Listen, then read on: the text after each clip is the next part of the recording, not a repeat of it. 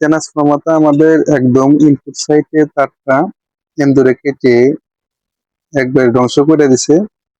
তো এই ট্রান্সফরমারটা আমরা দেখি রিকভারি করা যায় নাকি, তো এখানে জয়েন্ট টয়েন্ট দিয়ে এটা ঠিক করা যায় নাকি দেখি। তো এটা এখন আমরা জয়েন করব। এটা জয়েন করার জন্য এটা আমার দুইটা এসি ইনপুট আমি এখানে জয়েন দিয়ে নেব। জয়েন দিয়ে আপনাদের দেখাইতেছি। দেখেন এখানে আমি সুন্দরভাবে এই মাথাগুলো বাইর করে নিছি। বাইর করে এখন এখানে আমি দুইটা তার জ্বালাই দেব। জ্বালাই দিয়ে এখানে লাইনটা দিয়ে দেখবো এখানে বোল্ট আসে নাকি।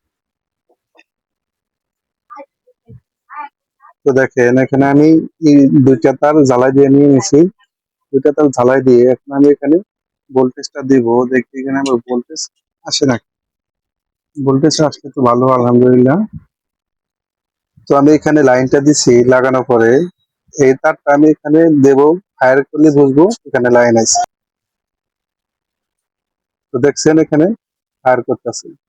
যদি আমি এটা তো দেই, এটা তো আমার